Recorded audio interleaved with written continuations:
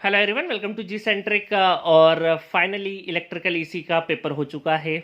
और कई बार एग्ज़ाम देने के बाद हमारे दिमाग में बहुत सारे क्वेश्चंस उठते हैं, कई बार सेल्फ डाउट भी होता है, डिमोटिवेट भी होते हैं। इस तरह के मैसेजेस भरे पड़े हैं जी सेंट्रिक के चैट बॉक्स पे, व्हाट्सएप पे किया है आप लोगों ने। कल मैं वीडियो बनाने वाला था, बहुत सारे स्टूडेंट का मैं फ़ोन नहीं उठा पाया, बहुत सारे स्टूडेंट को मैं रिप्लाई नहीं कर पाया। और टीम ने कुछ रिप्लाई करें, कुछ एक दो स्टूडेंट से मेरी बात भी हुई। तो कल मेरा तबीयत अच्छा नहीं था, आज थोड़ा सा हिम्मत करके थोड़ा गला साथ दे रहा है, इस वजह से ये वीडियो बना रहा हूँ। इस वीडियो में मैं कंप्लीट इन्फॉर्मेशन दूंगा आपको, जितना बेस्ट पॉसिबल हो सकता है।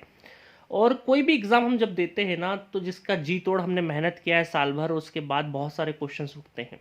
तो सबसे पहले एक एक करके सभी पॉइंट्स पे हम लोग कवर करेंगे। सबसे पहले पेपर के बारे में एक ओवरव्यू देता हूँ। अभी तक तो आपने सारे एनालिसिस वगैरह सब कुछ देख लिया होगा, ठीक है। बट मैं आपको बोलना चाहूँगा कि जो लोग इंस्ट्रूमेंटेशन वाले हैं, इंस्ट्रूमेंटेशन का पेपर 11 तारीख को है, चूँकि आप डिस्टर्ब मत होइएगा। इलेक्ट्रिकल ईसी का पेपर कैसा था कैसा नहीं था उसको लेके बिल्कुल भी माइंड में लोड नहीं लेना है। वो दिन नया होगा, वो पेपर फ्रेश होगा। अपना जो प्रिपरेशन कंटिन्यूशन में चल रहा है उसी को चलने दीजिए, रिवीजन पे फोकस करिए, और वो नए दिन में आपको पेपर देना है। दूसरा चीज़, जो इलेक्ट्रिकल से है और जो इंस्ट्रूमेंटेशन का पेपर देंगे उनको भी अपनी प्रिपरेशन करते जाइए। अभी बिल्कुल भी इधर उधर की चीज़ें नहीं देखना इंस्ट्रूमेंटेशन से जो अपीयर करेंगे, ठीक है। चलिए, तो कल का पेपर जो था इसी और इलेक्ट्रिकल का, दोनों का मैं साथ में बता देता हूँ कि एक्सट्रीम टफ तो नहीं था, एक्सट्रीम टफ से थोड़ा सा कम मान सकता हूँ मैं, है ना। और एज ए स्टूडेंट आपकी जगह में खड़ा होता ना, तो भी मैं उसको एक्सट्रीम टफ की कैटेगरी में रखता। बट चूंकि मैं इस पार हूँ, इस वजह से मैं एक्सट्रीम टफ में नहीं बोल सकता, क्योंकि सारे के सारे क्वेश्चंस, कुछ क्वेश्चंस को छोड़ दे तो बाकी करने लायक थे। हाँ, लेंदी जरूर था, अबव मॉडरेट था, डेफिनेटली अबव मॉडरेट था। और एक्सट्रीम टफ से थोड़ा सा ही नीचे था, है ना। अप्रॉक्सीमेटली हम बोल सकते हैं कि हाँ, टफ बना था पेपर, लेंदी था। खासकर एक नंबर में वो से क्वेश्चन डाल दिए थे जिसमें कैलकुलेशन बहुत ज़्यादा थी, वो 2 नंबर के बनने चाहिए थे, बट वो 1 मार्क्स में डाल दिए थे। दूसरा एक चीज़ है कि इस पेपर में सिलेक्शन मैटर करता है। क्वेश्चन कौन सा उठा रहे हो या कौन सा छोड़ रहे हो। मैं आपको हमेशा अपनी स्ट्रेटजी उठा के देख लो, चाहे वो 1 साल पहले की हो, 2 साल पहले की हो, 3 साल पहले की हो, रिकॉर्डेड आपके सामने।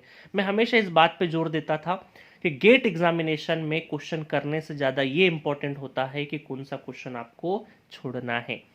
65 में से, ये हमेशा बोलता हूँ, है ना, 65 में से 40-45 क्वेश्चन भी आपने एक्यूरेसी के साथ कर दिया, आप बहुत अच्छा रैंक लेके आ जाओगे, अगर पेपर अच्छा बनता है तो।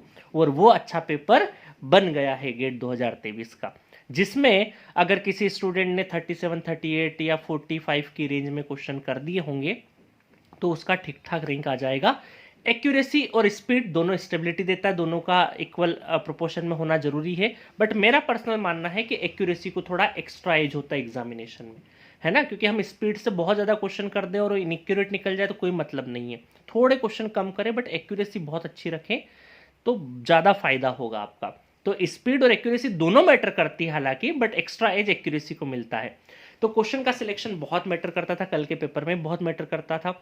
और कल का पेपर कुछ इस तरीके से था कि सर, हम तो मॉक टेस्ट में बहुत कुछ अच्छा कर रहे थे, अच्छे क्वेश्चन बना रहे थे, और वहाँ जाके देखा तो एक के बाद आईआईटी हमें एकदम डरा रहा था कि ये क्वेश्चन लो, ये लो, ये लो। लेंदी भी बहुत ज़्यादा था, और कहीं ना कहीं कोर और नॉन कोर सेगमेंट को थोड़ा सा ज़्यादा टफ, कंपेरेटिवली थोड़ा सा टफ बना दिया। और कोर वाला जो सेगमेंट था वो थोड़ा सा जैसा एज यूजुअल जैसे बनता है वैसा ही बनाया उन्होंने, बहुत ऐसा नहीं कि एक्सट्रीम चीज़ें पूछ दी। तो ओवरऑल मैं बात करूं तो एग्जामिनेशन में देखिए, कोई भी कॉम्पिटिटिव एग्जाम में एक चीज़ का ध्यान रखिए कि आपको सबसे ज़्यादा स्कोर नहीं करना, आपको दूसरों से, आपके इक्विवेलेंट जितने स्टूडेंट बैठ रहे हैं उनसे ज़्यादा स्कोर करना है। तो जो आपने बहुत ईमानदारी से मेहनत करी होगी, तो जो क्वेश्चन आपको टफ लग रहा था बाकी लोगों को भी तो टफ लगेगा, है ना। ऐसा थोड़ी है कि उनको इजी लग जाएगा, मुझे टफ लग रहा है, उनके हाथ। अगर आपको शुरू के 5 क्वेश्चन में कुछ भी दिमाग नहीं चल रहा है, बाउंसर पे बाउंसर लग रहा है, तो बाकी स्टूडेंट के साथ भी ऐसा ही होगा अगर आपने बहुत अच्छी मेहनत करी है। तो ये रिलेटिव एग्जाम होता है, आपको इस चीज़ का ध्यान रखना है, आपको सिर्फ और सिर्फ खुद पे फोकस करना है। और क्वेश्चन सिलेक्शन बहुत मैटर करता है कि आपका कौन सा क्वेश्चन करना है, कौन सा क्वेश्चन छोड़ना है। तो अगर 40 से 45 क्वेश्चन 60 आउट ऑफ 65, इसका मतलब समझ रहे हो, उल्टा अगर इसको देखे करके, तो 20 से 25 क्वेश्चन हमें एब्सोल्युटली अगर छोड़ भी देते हैं इस तरह के पेपर में, और 40 से 45 क्वेश्चन हमने एक्यूरेसी से बना लेते हैं इस तरह के पेपर में, तो बहुत अच्छा रैंक आ जाता है। तो इसीलिए गेट एग्जामिनेशन में बोलता हूं कि आप सिर्फ कॉन्सेप्चुअल स्टडी करिए, ज़्यादा से ज़्यादा कॉन्सेप्ट पे फोकस करिए, नंबर ऑफ क्वेश्चंस के पीछे बहुत ज़्यादा मत भागिए। हाँ, प्रैक्टिस की जरूरत पड़ती है, जैसे हमने जी सेंट्रिक में ऑलरेडी 3,500 क्वेश्चन करा रखे हैं पूरे इलेक्ट्रिकल में, अगर इलेक्ट्रिकल की बात करो स्पेसिफिक, तो इतने क्वेश्चन को ही 3-4 बार आप प्रैक्टिस करके जाएंगे, बहुत कुछ अच्छा हो जाएगा। ठीक है, तो ज़्यादा लोड मत लीजिए। एक एग्ज़ाम आपका कोई बहुत ज़िंदगी डिसाइड नहीं करने वाला है, और आप लकी हैं कि इलेक्शन ईयर आने वाला है, तो बहुत सारे अपॉर्चुनिटी आपके सामने आने वाली है। जो भी रिजल्ट आएगा, आप सिर्फ और सिर्फ अपने अपकमिंग चीज़ों पे फोकस करिए। तो 1 बाय 1 में सबके साथ में सबके लिए एक एक चीज़ बता देता हूँ कि जो लोग थर्ड ईयर में एग्ज़ाम दिए होंगे, तो उनको थोड़ा कॉन्फिडेंस आया होगा कि हाँ, पेपर का माहौल कैसा होता है, पेपर कैसे होता है, और किस तरीके से क्वेश्चन का सिलेक्शन होना चाहिए। अभी मुझे 2-3 स्टूडेंट से मेरी आज बात हुई दोपहर बाद से, थर्ड ईयर में थे, उनका बोलना था सर हम जो पढ़ के गए पूरा पूरा कर लिया, क्योंकि उन्होंने 5 ही सब्जेक्ट पढ़े थे और 5 सब्जेक्ट में उन्होंने ढूंढ ढूंढ के वही क्वेश्चन करे। तो उनके लिए ऐसा रहा कि सर पूरा नेटवर्क बना दिया, पूरा ये बना दिया, पूरा वो बना दिया, क्योंकि उनके पास सिलेक्टिविटी काफ़ी क्या था, उनके पास 10 सब्जेक्ट नहीं थे, 5 ही सब्जेक्ट थे, 5 में से बड़ा उनको दिमाग में पहले से ही था कि मुझे सिर्फ 5 सब्जेक्ट का सिलेक्शन करना है और बहुत इत्मीनान से करना है। तो वो लोग बहुत अच्छा कॉन्फिडेंस फील कर रहे हैं और बहुत अच्छा करके आए हैं। बट वहीं हम 10-12 सब्जेक्ट पढ़ ले तो हमारी एक्सपेक्टेशन खुद से भी ज़्यादा होने लग जाती है कई बार। तो इसीलिए वो मैं एग्जाम प्रिपरेशन स्ट्रेटेजी वाला भी प्रोग्राम इसीलिए बताता हूँ कि पहले 1 घंटे में 1 मार्क्स 2 मार्क्स दोनों कर लेंगे, तो उससे एक आइडिया हो जाता है कि पेपर किस करवट बैठ रहा है, हमें एक्यूरेसी पे फोकस करना है, स्पीड पे फोकस करना है। ठीक है, तो जो थर्ड ईयर में है उन्होंने कॉन्फिडेंस गेन किया होगा, और बहुत अच्छे से तैयारी करिए, गेट 2024 को बहुत अच्छे से लिखिए, बहुत कुछ अच्छा होगा। ये इस तरह के पेपर 4-5-6 सालों में एक बार बनते हैं, तो टेंशन मत लीजिए। पेपर टफ बना तो सबके लिए टफ होता है वो, है ना। सिलेक्शन मैटर करता है कौन सा क्वेश्चन आप कर रहे हैं। दूसरा, फाइनल ईयर में जो स्टूडेंट है, तो देखिए कई बार क्या होता है, फाइनल ईयर का स्टूडेंट ये सोचता है कि यार अब तो सब बर्बाद हो गया, अब सारा मतलब अब तो हम पास हो रहे हैं, कुछ भी नहीं है। ये आपकी बिगिनिंग है। अगर कुछ अच्छा पाने के लिए थोड़ा सा इंतजार करना पड़ता है, 2-3 साल आपको देने पड़ते हैं, तो आप बिल्कुल भी ऐसा मत सोचिए कि आप बहुत ज़्यादा लेट हो गए हैं, ऐसा कुछ भी नहीं है। क्योंकि कॉलेज में जब सब कैंपस प्लेसमेंट होता है या इधर उधर जाते हैं, तो हमें लगता है कि यार हम कहीं बहुत पीछे तो नहीं रह गए, ऐसा बिल्कुल नहीं है।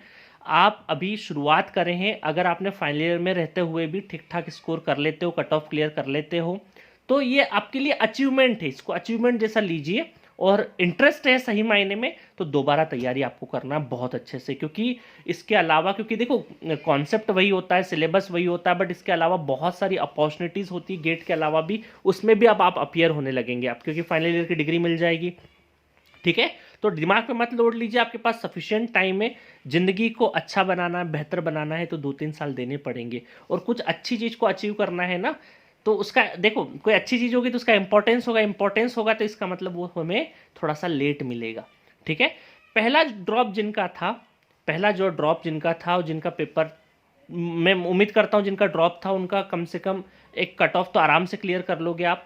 बट बहुत सारे स्टूडेंट हो सकता है उस 3 घंटे में परफॉर्म नहीं कराए। देखो क्या होता है, गेट एग्जामिनेशन एक T20 मैच जैसा होता है, कई बार हम बहुत अच्छी तैयारी करके गए और उस दिन परफॉर्म नहीं हुआ। तो आप टेंशन मत लीजिए, इलेक्शन ईयर है 24 और 23 में भी बहुत सारे स्टेट्स में इलेक्शन होने वाले हैं, तो हो सकता है अपने अपने स्टेट्स में अपॉर्चुनिटी आपको मिले, और उन सारी अपॉर्चुनिटी को ध्यान में रखना है और अपने वीक पॉइंट और स्ट्रेंथ पॉइंट निकालिए, और एक ड्रॉप और ले सकते हैं। जिनका दूसरा ड्रॉप था और अब वो तीसरा ड्रॉप लेना चाहे, तो मैं प्योरली तीसरे ड्रॉप के फेवर में नहीं होता हूं, क्योंकि वो आपको प्रेशर ज़्यादा देता है। तो आपको ये काम करना है कि थर्ड ड्रॉप प्योर तरीके से नहीं लेना है, उसके साथ साथ आप एक अर्निंग का सोर्स रखिए, ताकि वो आपको मोटिवेशन देता रहेगा। और मैं मानता हूं कि जिनका जो 2 ड्रॉप हो चुके हो, तीसरा ड्रॉप लेने का सोच रहे हैं, तो प्योर नहीं लेंगे, क्योंकि अब उनको तैयारी में उतना टाइम देने की जरूरत नहीं है। आप साथ में कोई जॉब भी कर सकते हैं, या कहीं इस तरह का पार्ट टाइम एक जॉब पकड़ लीजिए, ताकि एक प्रेशर भी नहीं रहे आपके ऊपर पूरे टाइम पढ़ने का। और तीसरा ड्रॉप, इसका मतलब कंटेंट वाइज तो आप बड़े अच्छे साउंड होंगे, सिर्फ प्रैक्टिस या अलग अलग एग्जाम की वेट करिए, क्योंकि कोई एग्जाम निकलेगा, वो कुछ वैकेंसी निकलेगी, बहुत अच्छे से आप अपीयर करेंगे, है ना। तो सभी स्टूडेंट जिन्होंने एग्ज़ाम दिया है, रिलैक्स रहिए, खुद पे भरोसा रखिए। ये ज़िंदगी इसी का नाम है, कभी अप कभी आपको हमेशा चरम पे होगा, कभी डाउन डालेगा, है ना। जैसे मॉक टेस्ट में हम लोग पीक पे थे, हाँ सब कुछ बन रहा है, और जैसे एग्ज़ाम में गए तो थोड़ा सा धराशायी भी हुए। तो ऐसा ही लाइफ चलता रहता है, साइनोसॉइडल सिग्नल जैसा।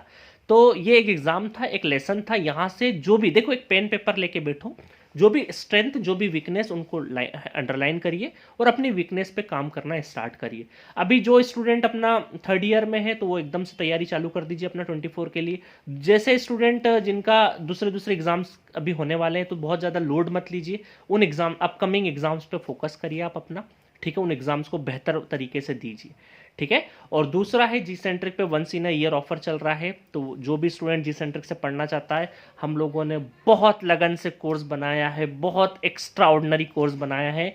आप एक बार करेंगे, क्योंकि जो स्टूडेंट पढ़ के एग्ज़ाम दिए उन्होंने हमें फीडबैक दिया है, और काफ़ी लंबे टाइम से हम लोग क्वालिटी कंटेंट पे ही फोकस करें हैं। और मुझे ज़्यादा बताने की ज़रूरत नहीं है, आप डेमो देखिए, हमारी तरफ से कोई भी कॉल नहीं आएगा, है ना। आप खुद पे खुद डिसाइड करिए और फिर परचेस करिए। दूसरा है, बहुत सारे ओल्ड स्टूडेंट काफ़ी कल से परेशान हो रहे हैं कि सर हमें कोर्स एक्सटेंड करवाना है, कोर्स एक्सटेंड करवाना है। रिलैक्स, हम लोगों ने कोर्स एक्सटेंशन के लिए 28 फरवरी तक का टाइम दिया हुआ है, तो अभी 2-3 दिन आप रिलैक्स रहिए, कोई दिक्कत नहीं है। आपका जब भी कोर्स एक्सपायर होगा उसके पहले आपको पूरा नोटिफिकेशन आ जाएगा। फिर भी जो हमारा 6232557474 वाला जो नंबर है, व्हाट्सएप वाला नंबर, आप अपनी डिटेल सेंड कर दीजिएगा कि कौन सा कोर्स आपको एक्सटेंड करवाना है, तो टीम वहाँ पे प्रॉपर तरीके से आपको डिटेलिंग दे देगी, ठीक है। और बस, ज़िंदगी में बहुत ज़्यादा चिंता करने की ज़रूरत नहीं है। एक पेपर था जो हो गया, हम बड़े ईमानदारी से लड़े हैं। देखो क्या होता है ना, कई बार रिजल्ट, देखो कोई भी गोल होता है जिसके लिए हम लोग दिन रात मेहनत करें और बहुत अच्छी मेहनत करें, और उसके बाद रिजल्ट हमारे अनुरूप नहीं है, जो सा हमने सोचा था वैसा अगर नहीं आए, तो सिर्फ ये इस बात का रिग्रेट नहीं होना चाहिए कि यार मेहनत में कहीं कमी रह गई। आपने अगर मेहनत में कोई भी कमी नहीं रही रखी है, तो कहीं ना कहीं आने वाले वो मेहनत आपकी कहीं भी वेस्ट नहीं जाएगी, कहीं ना कहीं काम जरूर आएगी।